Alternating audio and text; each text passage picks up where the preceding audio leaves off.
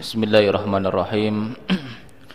Assalamualaikum warahmatullahi wabarakatuh. Bismillahirrahmanirrahim. Alhamdulillahilladzi hadana lihada wa ma kunna linahtadiya laula an hadanallah. Asyhadu an la ilaha illallah wahdahu la syarikalah wa asyhadu anna sayyidana wa nabiyyana Muhammadan abduhu wa rasuluhu la nabiyya ba'dah. Allahumma salli wa sallim wa barik ala sayyidina wa maulana Muhammad wa ala alihi wa ashabihi wa man tabi'ahudah ila yaumiddin, amma ba'du.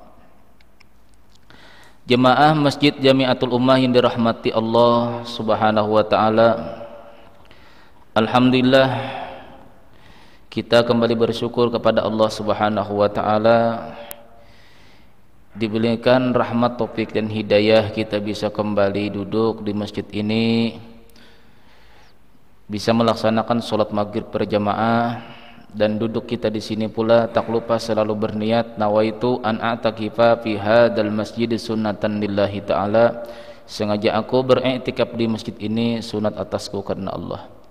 Salawat serta salam marilah kita sampaikan kepada junjungan kita Nabi besar Muhammad sallallahu alaihi wasallam beserta para keluarga, sahabat, zuriat dan pengikut-pengikut beliau hingga akhir nanti. Qala al-musannifu rahimahullahu taala wa nafa'na bihi wa bi ulumihi kum fid dharain amin.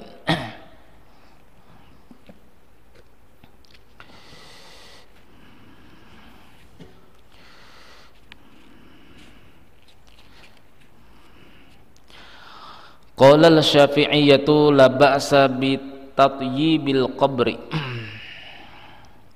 Berkata Imam Syafi'i, tidak apa-apa dengan mengharumkan kuburan, dengan membawa kita kembang-kembang itulah atau bunga-bunga yang harum. Wa qalu, dan berkata aidon pula ma'al hanabilati wal hanafiyati, mengikuti pendapat Imam Syafi'i ini pula Imam Ahmad bin Hanbal dan Imam Abu Hanifah. Wa yundabu ayyurasya qabra bima'in, disunatkan pula bahwasanya dipercikan dengan air kuburan tadi, setelah ada kembangnya baru dipercikan dengan air atau berbarengan. Nah, berbarengan. Wa yusannu wad'ul jaridil akhdari wa raihan wa nahwihi min syai'i rutabi 'alal qabri hifzan liturabihi min indirasi. Disunatkan pula diletakkan pelepah kurma yang hijau kalau tidak ada pelepah pohon kelapa. Kalau tidak ada pula sesuatu tanaman yang berbuku seperti apa tuh, tebu kah? Nah, minasyai'i rutabi, daripada pelepah kurma atau pelepah pohon kelapa tadi, atau pelepah dari daun daripada pohon yang berluas tadi, rutabi masih basah, artinya tidak kering, alal qabri, di atas kubur, hibzan liturabihi min indirasi, itu sebagai memelihara yang pertama tanah tadi itu tidak terhentak ke bawah. Nah, masalahnya ini yang kebiasaan, wala yajuzu li ghairi akhdhuhu min a'lil qabri qabla yabussuhu, tidak diperbolehkan orang lain untuk mengambil pelepah kurma tadi atau tanaman yang di atas kuburan tadi, min alal qabri, di atas kuburan orang, qabla ayabussuhu, sebelum kering atau sebelum mati. Ini tidak ada pohon, kuburan orang banyak pohonnya, cabutnya pasangnya di kuburan keluarganya yang baru tadi. Nah, itu kebiasaan. Maka ini kebiasaan lah, kuburan orang tuh banyak pohonnya, maka tuh menjadi doa nih lah dicabutnya. Ini kuburan keluarga baru dimasukkan, kalau lihat ditaruhnya di situ. Itu hak bagi si mayat, dan wajib orang itu minta izin kepada ahli warisnya. Maka sudah lupa kita ini mencabut-cabut pohon orang tuh lah.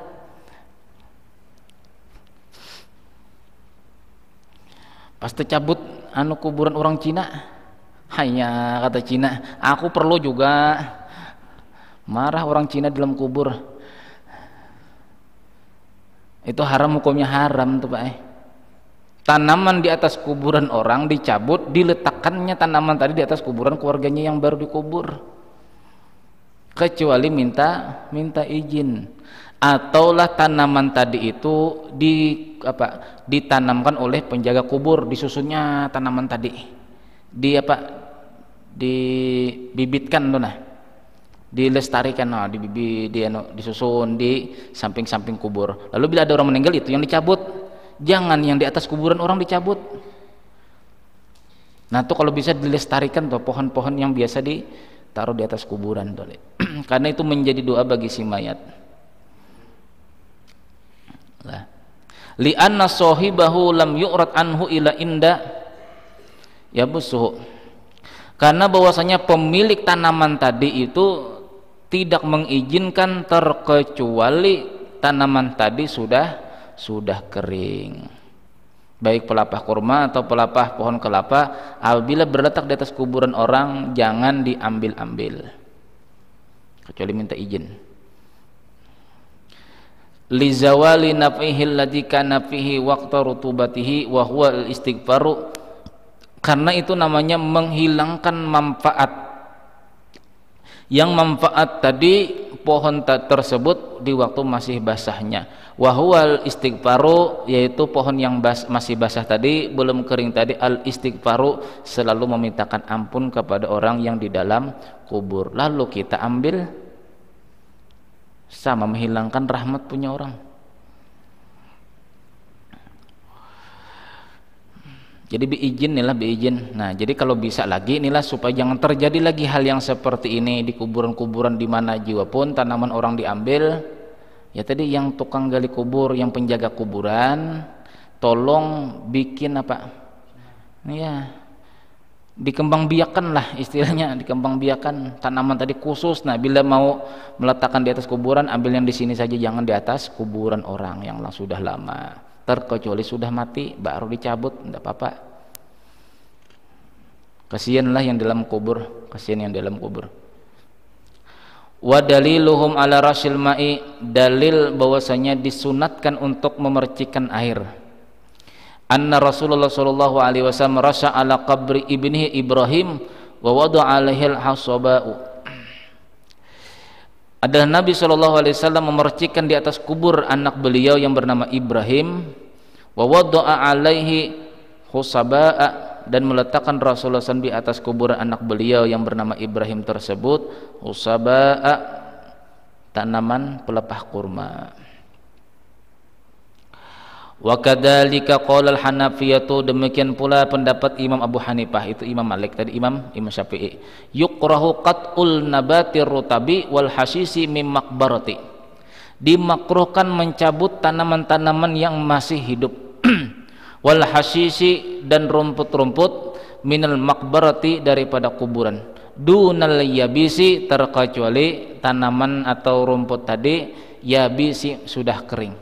Li'annahu madama rutban yusabbihullah ta'ala, karena kata Imam Abu Hanifah, selama tanaman itu masih basah, masih hidup, masih hijau, selama itu pula dia akan bertasbih kepada Allah, dihadiahkannya kepada yang dikubur. Ini kalau kita paham di hadis ini adalah berarti pemahamannya, tanaman saja apabila disedekahkan untuk orang dikubur sampai, apalagi kita bertahlil, manusia inilah, manusia ini bertahlil, berhadiah untuk orang yang dikubur, kira-kira sampai tanaman yang tidak punya akal, inilah tanaman itu tidak punya akal, tidak disyariatkan Allah Ta'ala, selama dia masih basah manfaatnya ada bagi si mayat, apalagi kita ini hidup. Nah itu dalil yang secara akal aja, kita adalah secara akal aja memaham hadis nih, tidak usah terlalu panjang-panjang memaham hadis. Tanaman aja sudah bisa membuat rahmat kepada orang yang di dalam kubur, apalagi kita.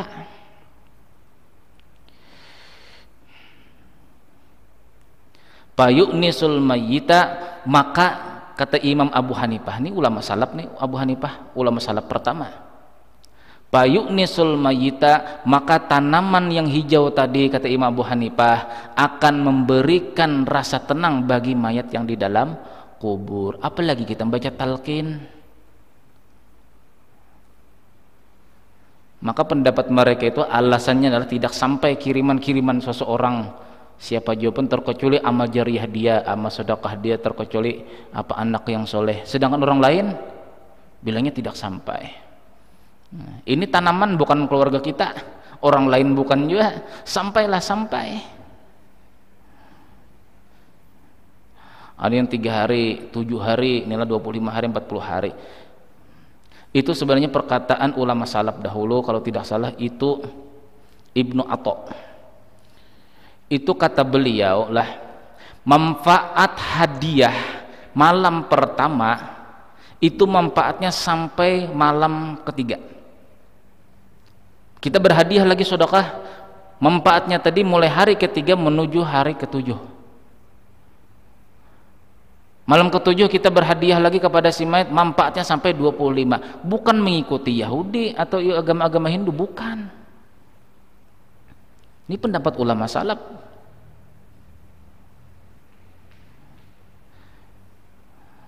Katanya mengikut ulama salaf, tapi perkataan ulama salaf tidak dipakai, kan aneh. Nah,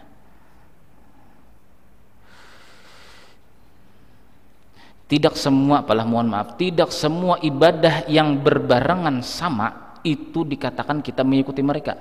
Contoh, orang-orang Yahudi lah berpuasa 10 Muharram. Kita pun disunahkan Rasulullah untuk puasa 10 Muharram. Berbarengan. Apakah kita mengikut ulama Yahudi? Tidak semua yang sama itu digolongkan terhadap mereka. Tidak semua ibadah yang berbarengan sama itu dikatakan kita mengikuti mereka. Maka yang paling aneh itu naudzubillah min dzalik, pegangan mereka ini ada kitabnya. Ini ulamaul muslimin wa juhlatul wahabiyin, ulama-ulama orang Islam dan kejahilan orang-orang Wahabi. Ini khusus membahas apabila Wahabi inilah yang golongan yang aneh-aneh itu, bila mereka membahasnya jawabannya apa, pertanyaan begini kita jawabnya ada di sini. Jadi ini istilahnya tanya jawab, yang apabila mereka membantah insya Allah pasti kalah. Dan yang paling telak mengalahkan orang-orang Wahabi ini pendapat ulama berat mereka, ulama nomor 1 mereka itu Syekh Albani. Itu di dalam kitab manasik beliau mengatakan bahwasanya bongkarlah kuburan Rasulullah SAW, karena dikhawatirkan, kata Syekh Albani, orang-orang yang ziarah ke kubur Rasulullah yang di Madinah akan menuhankan Rasulullah. Dan yang kedua alasannya, tidak boleh kuburan itu berada di dalam masjid. Itu ada kitabnya, fatwa daripada Syekh Albani. Jadi terus terang kita bukan menyalahkan mereka inilah, artinya kritikan daripada ulama-ulama aswaja terhadap Syekh Albani, pegangan Wahabi ini, bahwasanya mereka tidak beradab dengan Rasulullah. Contoh ini naudzubillah min dzalik. Di suatu malam Rasulullah SAW datang ke rumah Siti Aisyah radhiyallahu anha. Pada waktu itu malam, kata Sayyidatina Aisyah, gelap. Pada waktu itu aku ingin menjahitkan baju Rasulullah SAW yang sudah banyak sobek, tapi aku tidak menemukan ibrah, jarum. Nah, setelah datang Rasulullah, ternyata aku melihat dengan nurnya Rasulullah SAW, rumah yang asal mulanya gelap tuh kelihatan. Nah, ini jarumnya, kata Sayyidatina Aisyah. Nah, setelah itu, tuba liman ro'ani, berbahagialah, kata Rasulullah, beruntunglah dunia akhirat orang yang bisa melihat aku.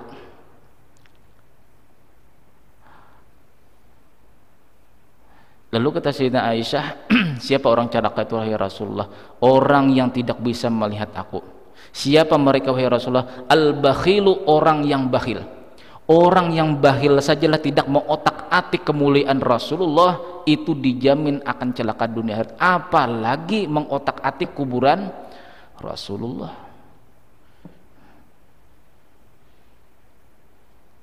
Guru kita tersendiri paling yang pernah bertemu dengan Syekh Albani bercerita, ya,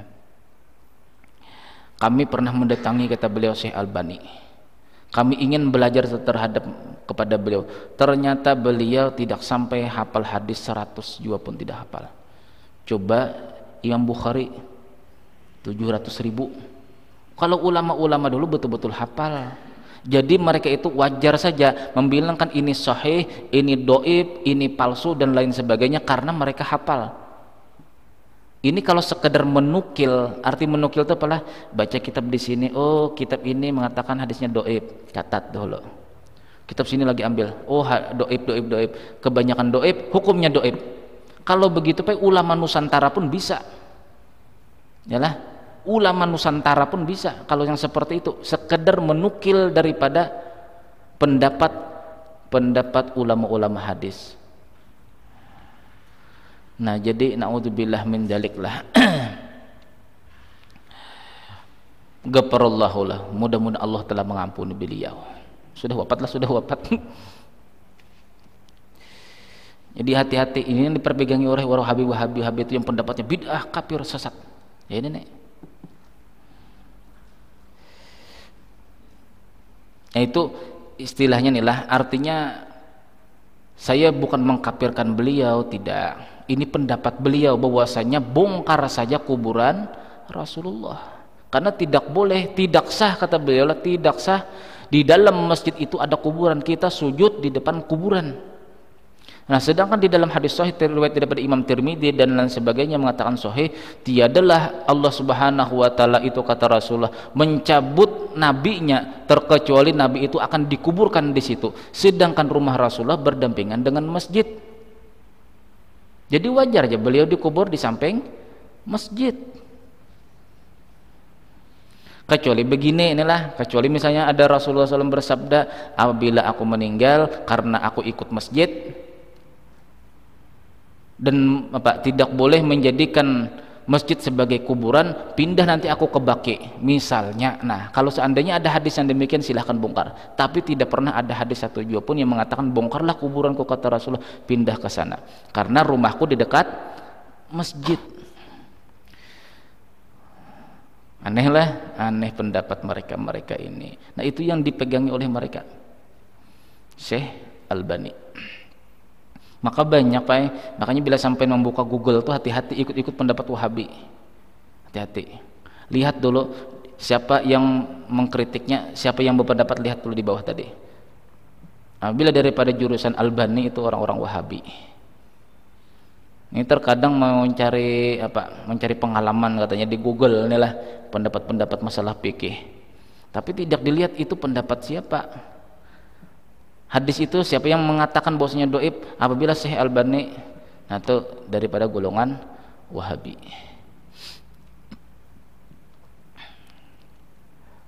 Nah, orang Islam saja inilah bukan Rasulullah lah, bukan Nabi, haram kuburannya dibongkar.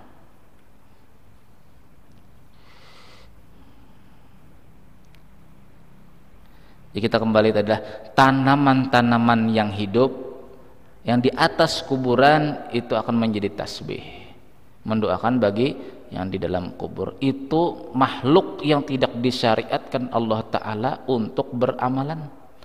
Sampai hadiahnya lah, sampai apalagi kita sebagai manusia.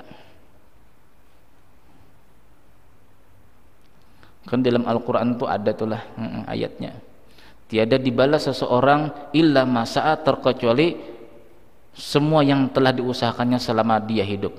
Nah, kan ayat Al-Quran seperti itu, cuma tidak ada berani yang menyambung. Ini masih umum kalimatnya. Bagaimana dengan orang lain untuk berhadiah?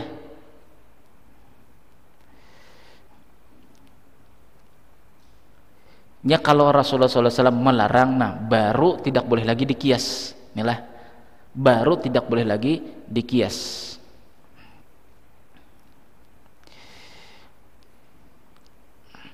Fayu'nisul mayyita, maka tanaman tadi akan membuat ketenangan bagi orang yang di dalam kubur. Wa tanzilu bidzikrir rahmata. Nah, tanaman tadi itu yang membaca tasbih itu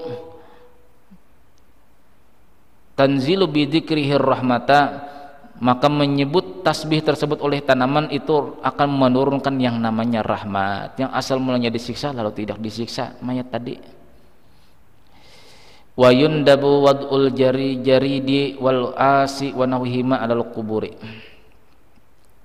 Wad dalilu, adapun dalil lah tanaman-tanaman yang masih basah, tanaman yang masih hidup.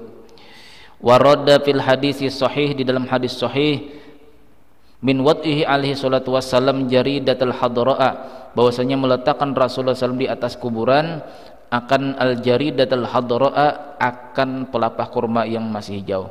Bada syakihan nisfaini alal qabraini alladzaini yu'adzibani, setelah dipatah oleh Rasulullah pelapah kurma tadi menjadi dua, diletakkan Rasulullah di atas dua kuburan, yu'adzibani, yang dua kuburan tadi sedang diadab Allah Ta'ala.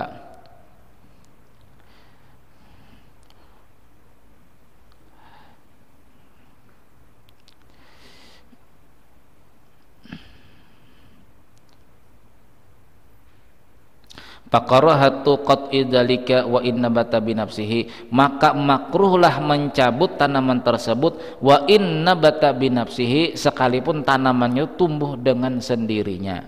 Apa contohnya? Ya rumput. Ini kuburan orang tua kita, misalnya inilah kuburan orang tua kita, ada rumput-rumput yang bagus misalnya tuh bisanya dicabut-cabut, padahal jangan dicabut. Nah, beda misalnya rumput tadi tinggi sampai tidak kelihatan kubur, nah yang di samping-samping aja, yang di atas kuburnya jangan. Yang di samping-sampingnya tuh, nah, supaya kita mudah untuk ziarah.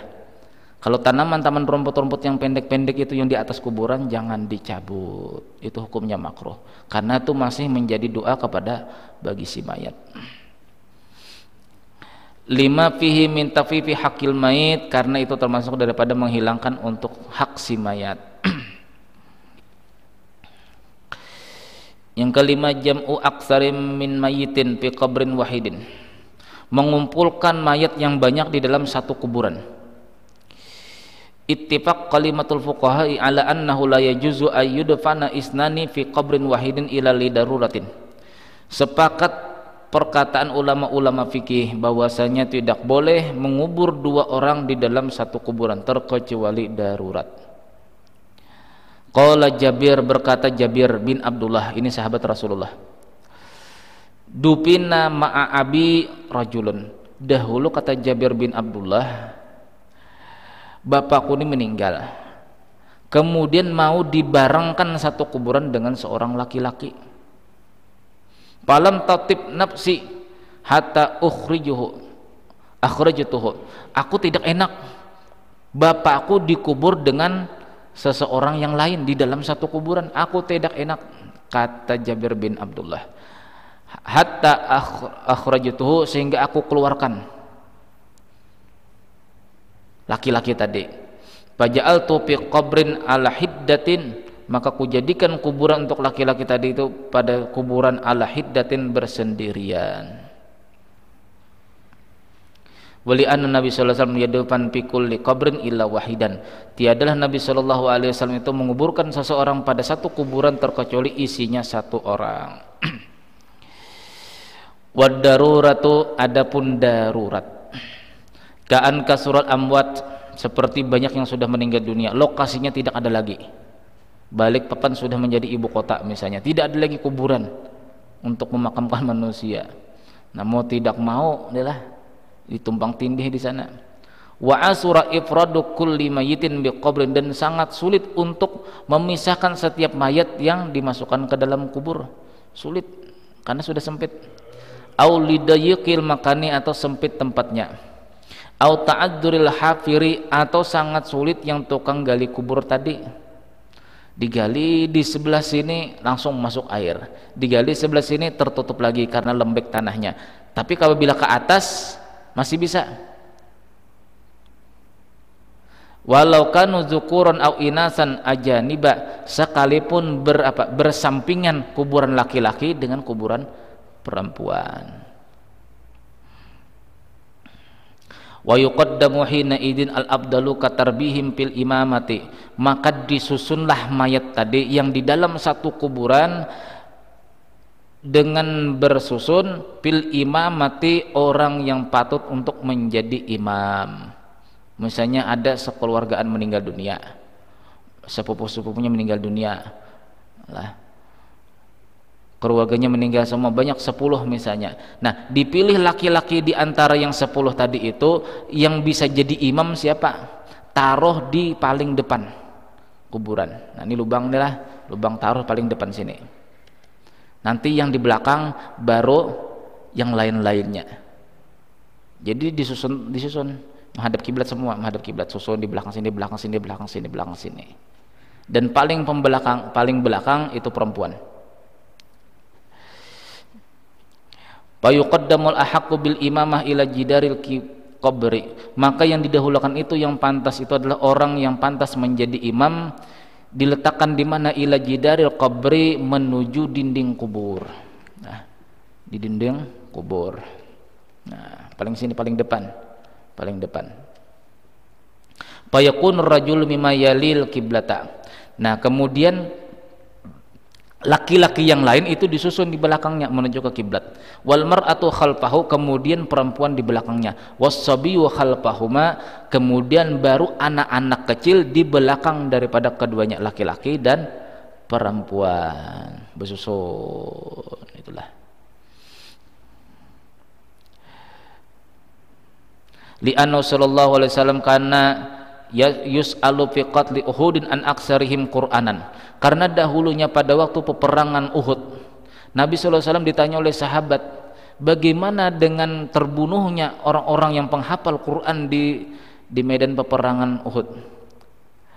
Maka Rasulullah SAW yuqaddamu ilal lahdi, lakin la yuqaddamu far'un ala aslihi min jinsihi, dimasukkan dulu ke liang lahat.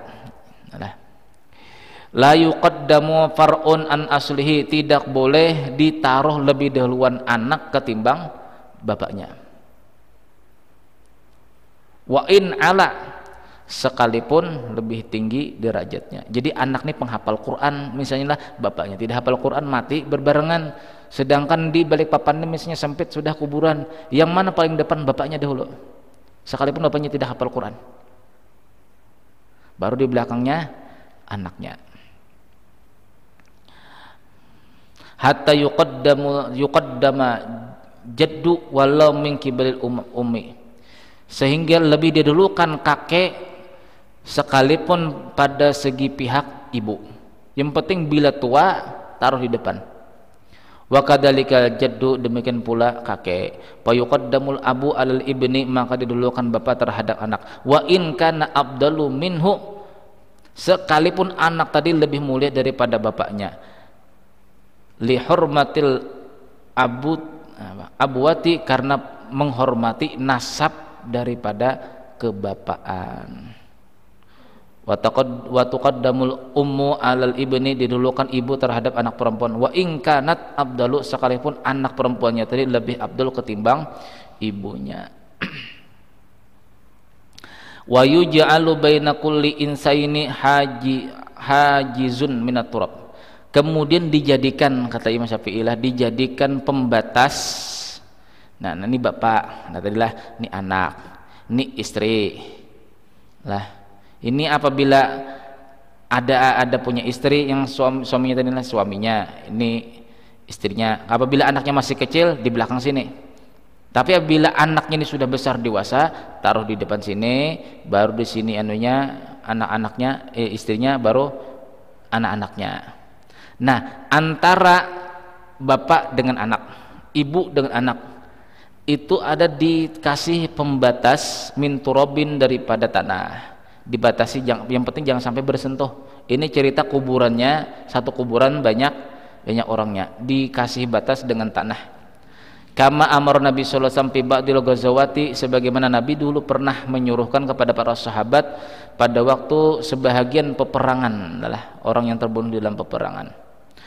Walau balil mayitu wasarat turaban jaza dabnu ghairihi fi qabrihi, Jikalau mayat itu sudah hancur menjadi tanah, maka boleh dikuburkan orang lain di dalam kuburan orang yang sudah hancur tadi. Tapi di sini wa yurja'u fihi ila ahlil khibrah, cuma ini dikembalikan pendapat ini kepada orang yang ahli khibrah, orang yang bisa menghitung berapa hari baru hancur mayat tadi, berapa tahun sudah hancur seluruh daripada tulang-tulangnya. Itu perlu kita bertanya kepada orang yang ahlinya.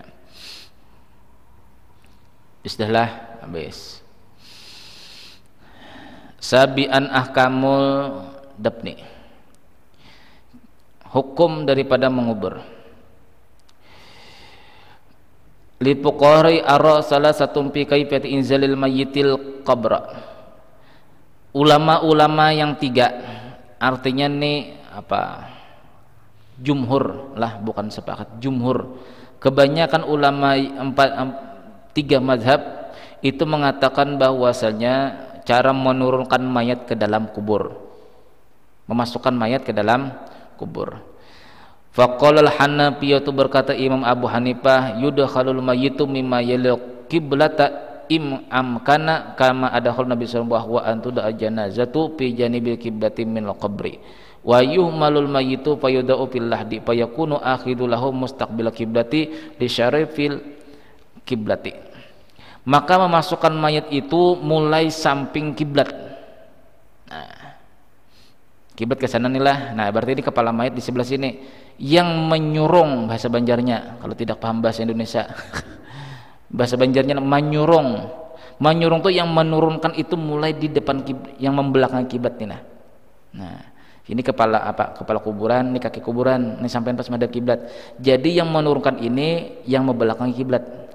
Sedangkan yang menerima, yang menghadap kiblat. Caranya bukan dari samping kaki atau samping kepala, bukan, tapi dari samping yang membelakangi kiblat.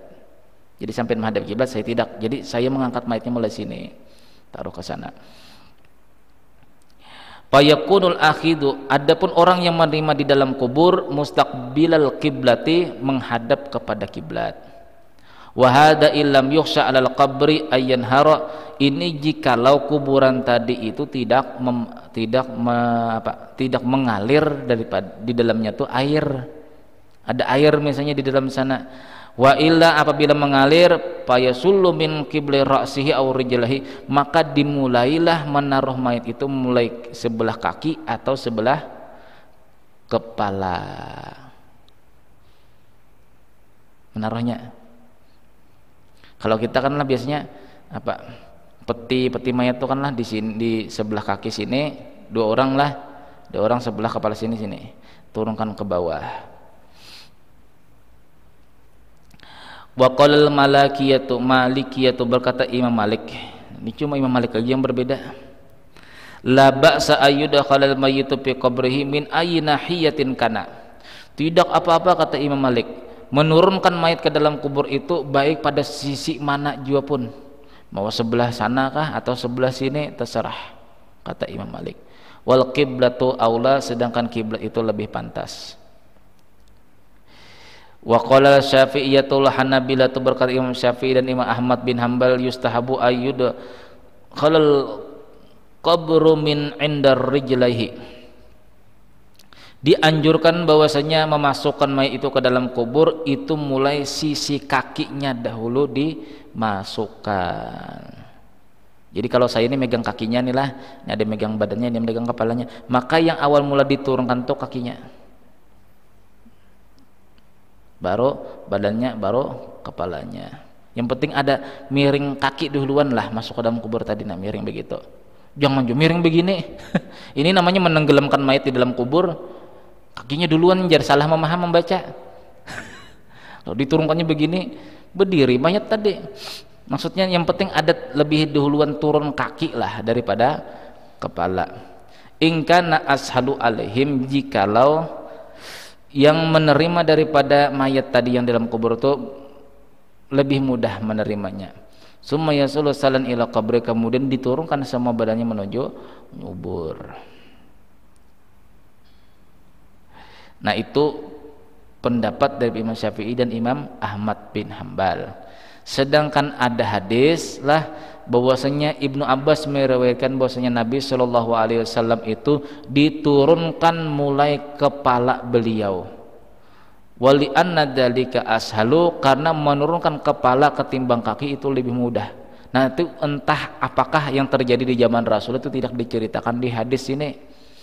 Cuma tergantung kita, bila kita sangat mudah kaki dahuluan ketimbang kepala maka kaki. Bila sangat mudah menurunkan kepala lebih dahulu daripada kaki, silahkan, karena Rasulullah SAW sendiri pun diturunkan ke dalam kubur itu mulai kepala beliau. Wa tuhallu uqdul aqpani min indi ra'si wa rijlaihi. Nah ini masalah. Dibukalah pengikat kain kapan, yang mana min indi ra'sihi, yang di kepalanya, wa rijlaihi, dan dua kakinya. Ayo Pak, lepasi semua, jadi lepasi semua. Kalau tidak dilepasin jadi pocong tengah malam nanti aja. Itu ndak ada dalilnya jadi pocong begitu. Jadi yang sunnahnya itu tali kain kapan yang dilepas itu di kepala dan di kaki. Ini dilepas semua, yang kelima-limanya tali lima kain kapan tuh dilepasnya semua, kepala, di dada, pinggang, di lutut, di kaki, kelima-limanya dilepas. Nanti pada waktu di padang mahsyar, di waktu pembangkitan betul lanjang mayat tadi. Malunya aku kata si mayat. Kasihan sudah tidak bisa pakai pakaian lagi nya. Pada waktu dibangkit di kubur betelanjangnya. Abut mayat tadi kalang kabut mencari kain kapan, mana kain kapanku nih aja. Dihalau di padang mahsyar. Nah apa alasannya? Cuma kepala dengan kaki. Kalau beralasan nanti kalau jadi hantu pocong nanti tengah malam, ya tidak ada alasan begitu. Li'anna aqdaha kana li khaufil intishar, itu aja alasannya. Ini pendapat ulama-ulama mazhab yang 4 nih lah. Karena pengikatan kain kapan itu lah awal mulanya itu karena takutnya terbuka kain kapan, itu aja alasannya. Wa qad amina min dzalika binabnihi, sedangkan sudah dimasukkan ke kubur itu lebih aman lagi, tidak terbuka lagi. Jadi tidak usah dibuka lagi. Yang kepala yang dada, pinggang, lutut inilah itu tidak usah lagi, yang dibuka itu kepala sama kaki. Ada dalilnya? Ada dalilnya.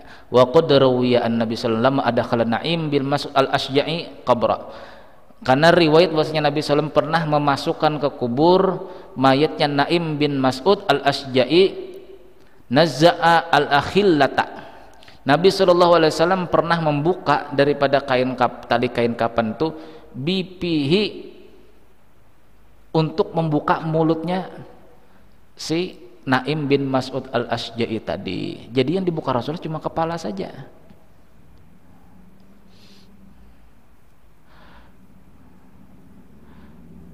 Wa an Ibnu Mas'udin wa Samrah bin Jundub nahwa dzalika, dan riwayat Abdullah bin Mas'ud, Samrah dan Jundub lainnya itu sama demikian pula, cuma tali kepala saja yang dibuka. Kalau sudah di dalam kubur itu siapa yang membuka? Kan tidak terbuka lagi pala. Bila sudah dimasukkan ke liang lahat, tidak terbuka lagi lah kain kapan, tidak terbuka lagi. Jadi kenapa alasannya diikat? Supaya kain kapan tadi itu tidak terbuka di waktu kita mengantar mayat tadi ke lokasi kuburan. itu aja alasannya kata ulama yang 4 mazhab, bukan jadi pocong. Apalagi berpendapat arwahnya si aja masuk ke dalam kutubuh si ini aja minta wasiat begini, tidak usah diikuti. Itu bangsa jin aja. Nah, wallahu a'lam bishawab. Wa yuda'ur rajulu fi qabri ar-rijalu, diletakkan mayat laki-laki, yang meletakkan siapa? Laki-laki pula. Mudah-mudahan Allah Subhanahu wa taala mengampuni semua dosa zahir dan batin kita. Mudah-mudahan Allah Subhanahu wa taala memberikan kita kekuatan istiqomah di dalam kita melaksanakan daripada ilmu-ilmu Rasulullah sallallahu alaihi wasallam, sunnah-sunnah Rasulullah. Mudah-mudahan Allah taala mewafatkan kita husnul khatimah. Amin ya rabbal alamin. Al-Fatihah. Ar-Rahmanir Rahim. Maliki yaumiddin. Bismillahirrahmanirrahim. Alhamdulillahirabbil alamin wassalatu wassalamu ala asyrofil anbiya mursalin sayyidina wa lana Muhammadin wa ala alihi wa barik wasallim ajmain. Allahumma ighfir lana ma akhtana wa ma ta'ammadna wa ma asrarna wa ma a'lana wa ma antal bihi minna antal muqaddimu antal muakhir la ilaha illa anta rabbana hasanah wa fil akhirati hasanah wa qina adzabannar wa sallallahu alaihi wasallam Muhammad wa alihi wasallam alhamdulillahirabbil alamin. Subhanakallahumma wa bihamdika asyhadu an la ilaha illa anta astaghfiruka wa atubu ilaik. Assalamualaikum warahmatullahi wabarakatuh.